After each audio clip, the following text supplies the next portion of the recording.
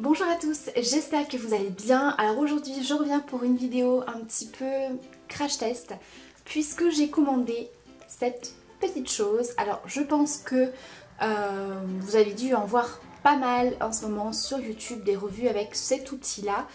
Je ne sais plus trop comment ça s'appelle, il y a différents noms mais voilà, ça ressemble un petit peu à une brosse avec des poils très doux.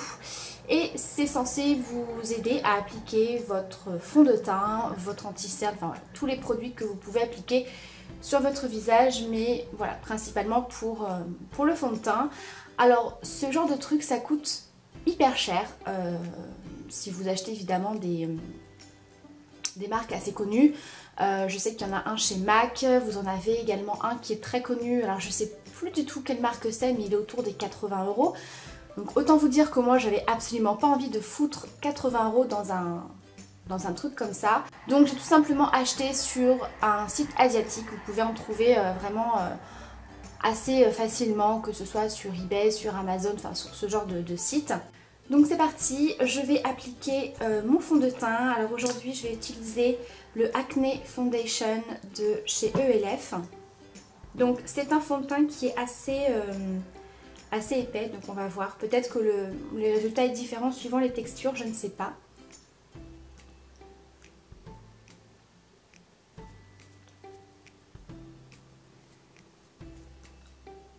Alors déjà c'est très doux. Donc au niveau de l'application c'est quand même agréable.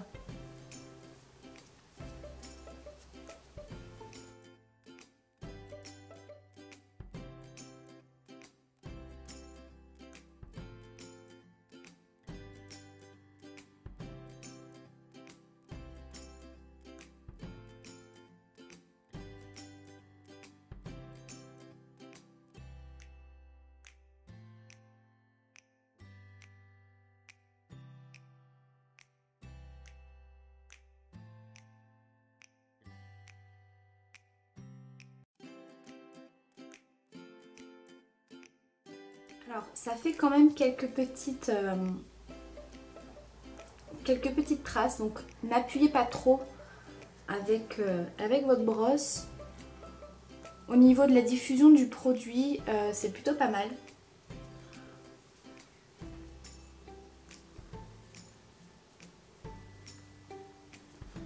Donc voilà, une fois le fond de teint appliqué, bah écoutez, je suis plutôt satisfaite du résultat, j'aurais pas cru. Donc là j'ai appliqué mon anti-cerne.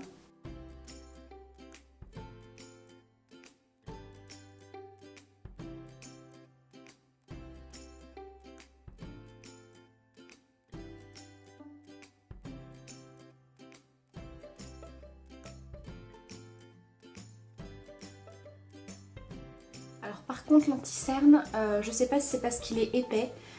Ici j'utilise celui de chez ELF,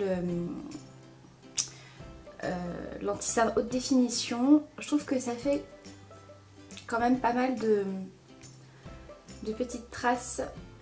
Donc, je vais voir en tapotant si ça change quelque chose. Ouais, en tapotant ça va mieux. Donc pour les textures assez épaisses, n'hésitez pas à venir un petit peu tapoter. Mais c'est plutôt pas mal. Alors après c'est pas une technique que je ferais tous les jours. Je trouve que c'est pas le truc le plus rapide quoi. Enfin, moi ce que je voulais tester c'est surtout le rendu. Et franchement ça va.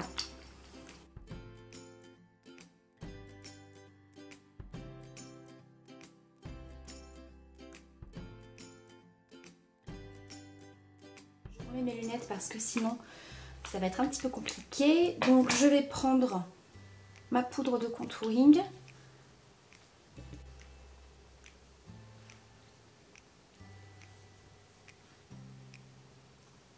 Oui, alors pour le contouring, mon Dieu, non. Non. Pour le contouring, non vous voyez ça fait quand même quelque chose de pas très très joli. Donc je vais pas essayer, je vais essayer d'estomper un petit peu.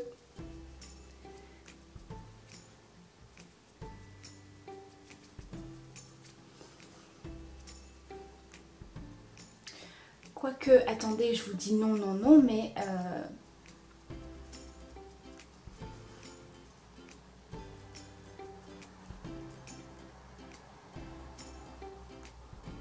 c'est plutôt pas mal. Alors par contre, à venir y estomper avec un pinceau, mais vous voyez, c'est quand même, c'est pas très précis, hein, c'est assez grossier.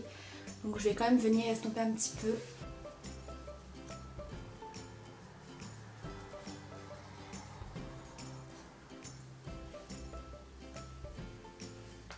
Ouais, donc pour le contouring, on va dire que c'est pas le truc le plus pratique.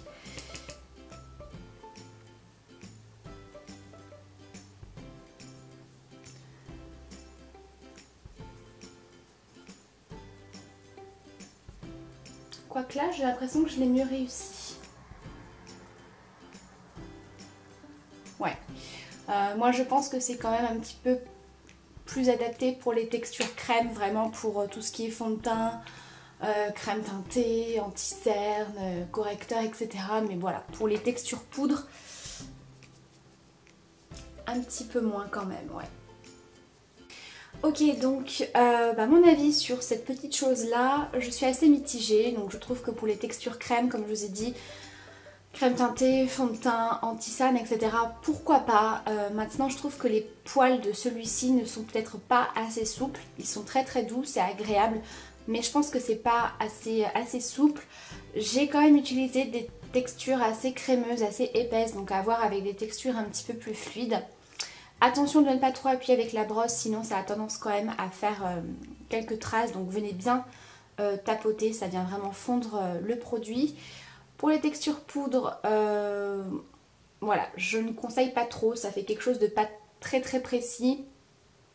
Vous avez bien vu pour le contouring, c'est pas génial. Après pour le blush, je pense que ça va vraiment prendre trop de matière et que vous allez un petit peu galérer pour estomper votre blush. Donc voilà, moi je trouve que c'est plutôt pas mal maintenant, c'est pas quelque chose de révolutionnaire pour moi.